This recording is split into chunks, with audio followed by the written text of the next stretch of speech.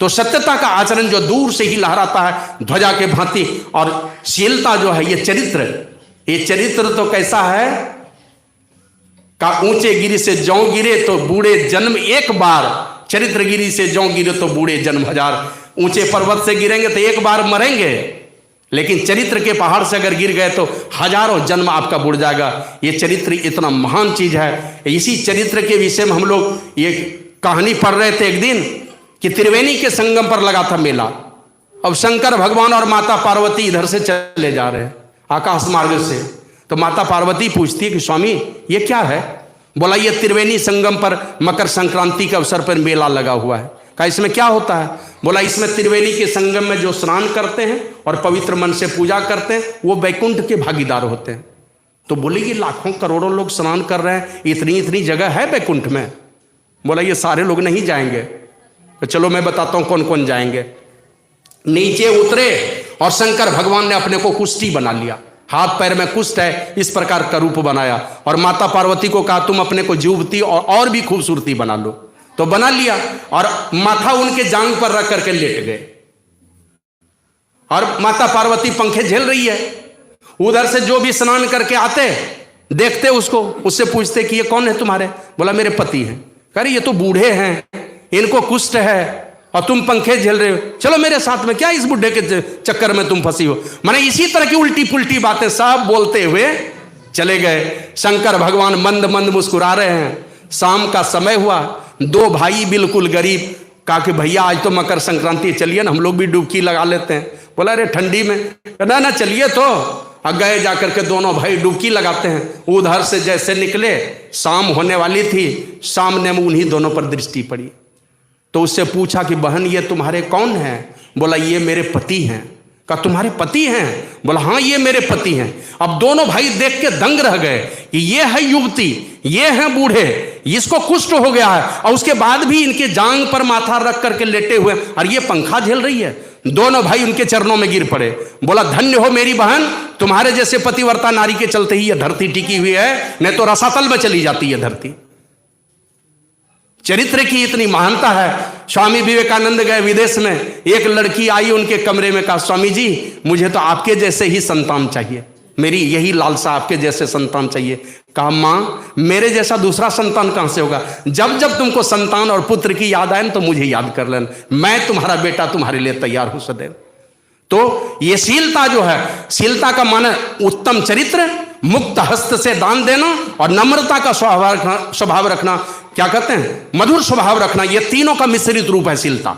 बढ़िया चरित्र, उत्तम दान देने वाला, बढ़ चढ़ करके दान देने वाला, और नम्रता का स्वभाव, तीनों का सम्मिश्रित रूप है ये शीलता। तो ये सत्यता और शीलता ध्वजा और पताका है जो आपके रथ में लहराता रहेगा, युगों युगों तक आपकी कीर्ति लहराती हुई नजर आएगी। ये सत्यता और शीलता का आचरण है। फिर आगे जो आया, बल विवेक दम परहित घोरे, क्षमा कृपा समता रज्जोरे। तो कहा विवेक का बल चाहिए, सार आसार का ज्ञान वाला बल, ये नहीं कि दरिया नर्तन पाए कर किया न राम उचार और बोझ उतारन आइया सो लिए चले सिर भार। आए थे बोझ उतारने के लिए और आसक्ति रूपी लदनी लाद लिए। एक शादी की है तो एक पत्नी लाए, एक सास हो गई 10-15, ससुर भी 10-15, सालार सरहज कितनी हो गई पता नहीं, सैकड़ों रिश्ते का बोझ अपने आसक्ति का लदनी लाद लिया हम लोगों ने। कहा कि नहीं, तुम्हारे अंदर में सारा सार का ज्ञान बल चाहिए, क्या करना है क्या नहीं करना है, क्या कर्तव्य है, और अंततः वो बुद्धि चाहिए हमारे अंदर जिसके चलते, जिस बुद्धि के चलते, जिस विवेक के चलते, जिस दृष्टि के चलते हमें परमात्मा की प्राप्ति हो जाए। असल में वही ज्ञान है, बाकी संसार का सारा थोथा ज्ञान है, अज्ञान है। तो ये सार आसार का ज्ञान बल हमें चाहिए, और बल विवेक का बल चाहिए, इंद्रिय निग्रह का बल चाहिए। माना हमारी इंद्रियां जिस दिशा में भटकती चली जा रही हैं, और ये इंद्रियां क्या क्या खेल करवाती हैं। एक दिन मैं बता रहा था, हमारे देश में एक राजा हुए, बड़े धर्मात्मा राजा थे, उसका नाम था चित्रकेतु। एक ब्याह किया, कोई संतान नहीं हुआ, तो दूसरा किया, कोई संतान नहीं हुआ, तीसरा किया, कोई नहीं हुआ, 1 करोड़ कर लिया, 1 करोड़ शादियां कर ली, अंतिम में 1 संतान हुआ। अब उसी पत्नी में आसक्त हो गए। 99,99,999 पत्नी परेशान होकर के उस बेटे बेटे को जहर दे दिया। कहा इसी के चलते ना हम लोगों को राजा नहीं मानते हैं। शौभरी ऋषि जमुना जी के तलहट्टी में बैठ करके तपस्या करते थे, अंदर में घुस करके, और मछली को खेल करते हुए देखा, मन में वासना जग गई, जल के अंदर में ये वासना जग गई, तो राजा मानधाता के घर पर चला गया। भगवान श्री राम के पूर्वज हुए हैं राजा मानधाता, उसके घर पर गए तो राजा पूछते क्या सेवा करूं? कहा अपने बेटी का ब्याह मुझसे कर दो। अब राजा को डर लगा कि जो जमुना जी की तलहट्टी में बैठ के तपस्या करता है, अब वो आदमी आया है मेरे द्वार पर स्वयं चल करके, अगर इनकी बात नहीं मानू तो साप दे देगा, और बात मानू तो बेटी के साथ अन्याय हो जाएगा। ये बूढ़े लड़के के साथ कौन शादी करता है बाबा जी के साथ? तो कहा मेरी 50 बेटियां हैं, मैं एक एक करके भेजता हूं, जो उस आपको पसंद करे उसको पत्नी बना के ले जाइए। अब ये तब तक मैं जल्दी जल्दी में अपने को खूबसूरत बना लिया, अपने सिद्धि बल से जवान बना लिया। अब एक बेटी आई तो गदगद हो गई, दूसरी बेटी आई तो वो कहती है तो मेरे लिए बढ़िया है। 50 बेटियां आपस में लड़ने लगी कि ये लड़का तो मेरे लिए ही उपयुक्त है। और राजा मानधाता ने क्या किया? 50 बेटी का ब्याह उसी शौभरी ऋषि से कर दिया। अब गए कुछ दिनों के बाद ऐश्वर्य का विस्तार किया, और प्रत्येक पत्नी के कोख से 100 बेटे का जन्म हुआ। 5000 बेटे का बाप बना, जवानी का भोग भोगता रहा। वर्षों गुजर गए, मन की वासना और तृष्णा मिटी नहीं, फिर सब पत्नी और बेटे को भाग छोड़ करके जंगल भाग गया। आए लिखा है महर्षि वेदव्यास ने, दुनिया की सारी नारी को एक ही पुरुष की पत्नी बना दी जाए, और दुनिया के सारे पुरुषों को एक ही स्त्री का पति बना दिया जाए, और दुनिया के सारे जानवरों का मांस एक ही आदमी को खिला दिया जाए, और सारा धन दौलत एक ही आ जाए, फिर भी मन की वासना और तृष्णा नहीं मिटने वाली है। हमारे गुरु महाराज ने लिखा है, अगहन दाहन प्रकृति भोगन गहन को जो धावही, हारी आवही क्लेश पावही, कबहू नहीं तृप्तावही, भोगन सकल प्रत्यक्ष रोगन जानी के हटते रहो, और गुरु टहल सत्संग सेवन में सदा डटते रहो। इसी में चल करके आपके वासना का परित्याग होने वाला है। मिटे न काम अगिन तुलसी कहाँ, विषय भोग बहु गीते, विषय भोग रूपी क्या कहते हैं, वासना रूपी अग्नि में विषय भोग रूपी घी डालेंगे और वासना भड़केगी। इसलिए कहा कि गुरु टहल और सत्संग के सेवन में सदा अपने को डट करके रखो। तो इंद्रिय निग्रह का बल चाहिए, इंद्रिय का निग्रह करें, इसके लिए मन का निग्रह करना होगा। ये और मन का निग्रह हो इसके लिए हमारे गुरु महाराज ने कहा दृष्टि का निग्रह करना होगा। इसलिए कहा आओ वीरो मर्द बनो, अब जेल तुम्हें तजना होगा, और मन निग्रह के समर क्षेत्र में सन्मुख तिर डटना होगा। तो ये सारी बातें कही। फिर आया इस क्षमा कृपा समता रज्जोरे, क्षमा कृपा और समता की रस्सी से जुड़े होने चाहिए।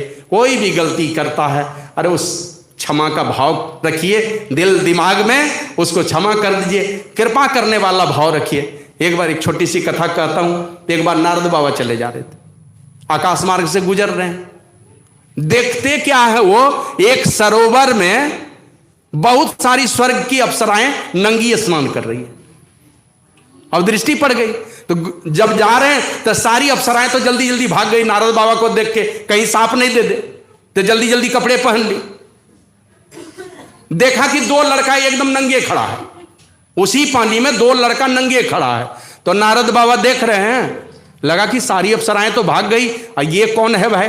वो दोनों कौन थे जानते हैं? नारद बाबा कहते हैं जिसको श्रीमद और ऐश्वर्य मद हो जाता है ना, आंख रहते हुए अंधा हो जाता है। श्रीमद समझते हैं, धन दौलत का मद, और ऐश्वर्य मद माने किसी पद का मद हो जाता है, बड़ा भयंकर है, खतरनाक होता है। तो कहा कि मैं इसके श्रीमद और ऐश्वर्य मद के कारण ये दोनों युवक नालायक हो गया, अंधा हो गया, इसके अंधेपन का मैं इलाज कर देता हूं अभी तुरंत। और वो को था धन कुबेर का बेटा था, दोनों धन कुबेर का बेटा, मणिग्रीव और नल कुंवर दोनों का नाम था। दोनों नंगे खड़ा रहा, टस से मस नहीं किया। तो नारद बाबा कहते हैं मैं तुम्हारे ऊपर अवश्य कृपा करूंगा, तुम्हारे इस अंधेपन का मैं इलाज कर देता हूं अभी तुम्हें। और दे दिया उसको साप, और जैसे साप दिया कि तू पेड़ के तरह निर्लज होके खड़ा है, मैं तुमको साप देता हूं कि तू दोनों पेड़ ही बन जाएगा। और दोनों यमलार्जुन के नाम से नंद बाबा के द्वार पर जाके अर्जुन का पेड़ बन करके खड़ा हो गया। और उसका उद्धार कब हुआ?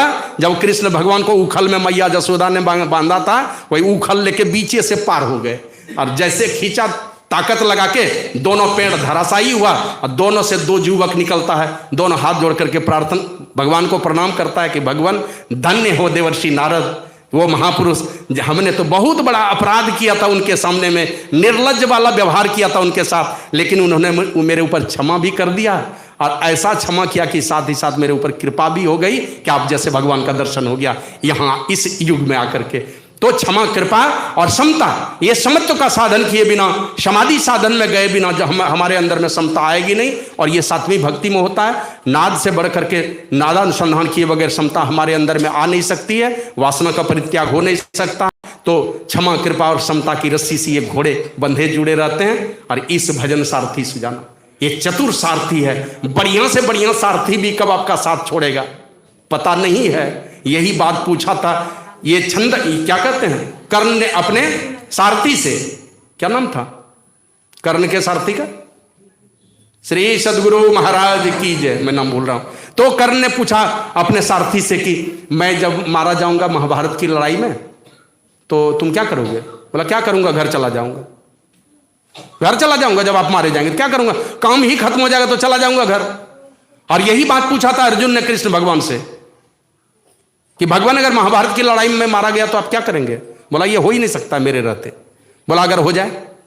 कहा मेरे रहते ये हो ही नहीं सकता कि अर्जुन मारा जाए। अगर हो जाए तो बोला हस्तिनापुर को उठा के समुद्र में डाल दूंगा और उठाऊंगा सुदर्शन चक्र, पूरे संसार का सफाया कर दूंगा। और आप लोग अर्जुन की दशा जानते होंगे क्या हुआ। भगवान कृष्ण गए, ये कमजोर हो गए, ब्लड प्रेशर डाउन हो गया और पांचों भाई स्वर्गारोहण पर्व को पढ़ करके देखिए, हिमालय की यात्रा में पहले द्रौपदी गिरी, अब बारी बारी से सारे भाई गिरे। युधिष्ठिर गया तो स्वर्ग गया, नरक का मुंह देखते हुए स्वर्ग गया, बाकी सब भाई तो पहले नरक में ही गए, द्रौपदी भाई तो नरक में ही गए। तो इसलिए चतुर सारथी है जो आपके जीवन रूपी नैया को कभी भी डगमगाने नहीं देगा। इस भजन सारथी सुजाना, ये इस भजन ही चतुर सारथी है। तो इस प्रकार का धर्म में रथ है। और अंतिम में कहते कहते कहा सारा अस्त्र शस्त्र हो और एक चीज नहीं हो, वो है कवच। कवच अगर हो तो लोगों को मारना बड़ी मुश्किल है। अभी देखते हैं ना, बुलेट प्रूफ जैकेट दिया है, वहां सारे फौज में भर दिया है ले जाके बुलेट प्रूफ जैकेट। तो कहा कि अगर जैकेट कवच नहीं हो तो वो कौन सा कवच है ये धर्म में रास्ते में चलने के? तो कहा कवच अभेद विप्र गुरु पूजा, ब्राह्मण की पूजा, गुरु की पूजा। दुनिया का सबसे बड़ा पुण्य कर्म लिखा है, पुण्य एक जग मह नहीं दूजा, मन क्रम वचन विप्र पद पूजा। ब्राह्मण की पूजा ये जो है कहा सबसे बड़ा पुण्य है। और जब बहुत पूजा करेंगे उनकी तो पुण्य पुंज बिनु मिल ही न संता। जिस दिन बहुत सारे पुण्य एक साथ जमा होंगे तब संत पुरुष मिलते हैं, गुरु मिलते हैं। तो ऐसे ब्राह्मण और गुरु की पूजा ही क्या कहता अभेद्य कवच है, क्या कहता जिरह बख्तर है, अभेद्य है ये, जिसको भेद नहीं सकता। और आप लोग जानते हैं कि कृष्ण भगवान के राज में एक बार आए दुर्वासा मुनि और निमंत्रण दे दिया, कहा कि कोई मुझे भोजन कराए। तो कोई तैयार नहीं होता था दुर्वासा मुनि को भोजन कराने के लिए द्वारकापुरी में। तो कृष्ण भगवान को पता चला तो वो जाकर के न्योता दे दिए, प्रभु हमारे यहाँ का भोजन स्वीकार करें। तो बोले कैसे मैं जाऊंगा नहीं। रथ मंगवाया गया, घोड़े ले आए वहां से। तो दुर्वासा मुनि कहते हैं इस घोड़े से काम नहीं चलेगा। कहा तब? बोला तुम्हारी पत्नी घोड़ी बनेगी और मैं लगाम लगाऊंगा उसके मुंह में और तुम्हारी पत्नी ले जाएगी मुझे खींच करके राजमहल में। पहले मैं द्वारकापुरी घूमूंगा फिर जाऊंगा तुम्हारे राजमहल में। और कृष्ण भगवान तीनों लोकों के महायोगी महायोगेश्वर, और वो सामने में हाथ जोड़े खड़े हैं पत्नी को लेकर के। रुक्मिणी को कहा कि देवी तुम मेरी परीक्षा में साथ दो, नहीं तो मैं फेल कर जाऊंगा। तो रुक्मिणी भी तैयार हो गई और वो आती है, उसी को घोड़ी बनाया गया। और कितने कोड़े उनके पीठ पर बरसे होंगे पता नहीं। रुक्मिणी लड़खड़ा के गिरती थी, फिर किसी तरह उठती थी। और कृष्ण भगवान और रुक्मिणी दोनों ठेल करके उस रथ को घुमाए हैं बहुत दूर तक। अंतिम में राजमहल में ले गए, बढ़िया बढ़िया भोजन कराया, कई बार तो फेंक दिया, अंतिम में खीर का भोजन बनाया। अब इधर दुर्वासा मुनि खा रहे हैं, अब बीच बीच में ऐसे रुक्मिणी के देह पर फेंकते थे, कभी मुंह में फेंक देते थे, कभी बदन पर फेंक देते थे। और कृष्ण भगवान चुपचाप तमाशा देख रहे हैं। जाते जाते बोला वरदान मांगो कृष्ण, मैं तुम्हारे भक्ति से प्रसन्न हूं। कहा भगवान महाराज इसी तरह से हमें सेवा का सौभाग्य प्रदान करते रहिए, यही प्रदान करते रहे। और बोले कि मैं तुम्हारे भक्ति से प्रसन्न हूं, ये जो मेरा जूठा खीर है पूरे शरीर में तुम लेप लगवा लो, मालिश करवा लो। पूरे शरीर में लेप लगवाया कृष्ण भगवान ने, वो जूठा खीर का लेप। और रुक्मिणी के देह में अलग है, वो पत्तल में जो जूठा खीर पड़ा था उसका लेप कृष्ण भगवान ने लगवाया। और जाते जाते आशीर्वाद दे दिया दुर्वासा मुनि ने कि कृष्ण मेरे जूठे खीर को शरीर के जिस जिस भाग में लपेटे हो ना, वो पूरा शरीर वज्र के समान कठोर हो जाएगा, किसी भी अस्त्र शस्त्र का वार करने से उसको छेद नहीं सकेगा। और वो आशीर्वाद दुर्वासा मुनि का लगा। महाभारत की लड़ाई में पूरे शरीर में हजारों हजार तीर एक बार में लगता था, लेकिन एक भी तीर उसके शरीर में प्रवेश नहीं किया। गलती क्या हो गई थी, वो तलवा उठा करके उसमें जूठा खीर नहीं लपेटा, तलवा कमजोर रह गया और जरा नाम के व्याधा ने तीर मार दिया, जिसके चलते शरीर छोड़ के जाना पड़ा। इसलिए बाबा कबीर कहते हैं, 3 लोक 9 खंड में गुरु ते बड़ा न कोय, करता करे ना करी सके, गुरु करे सो होए। तो गुरु कृपा का आसरा लेकर के बिना गुरु की कृपा पाए नहीं जीवन उधारा है। इसी में गुरु महाराज जी लिखते हैं, गुरु ही तू हैं, गुरु पितु हैं, गुरु ही जीव के मितु हैं, गुरु सम कोई नहीं दूजा जो जीवों को उधारा।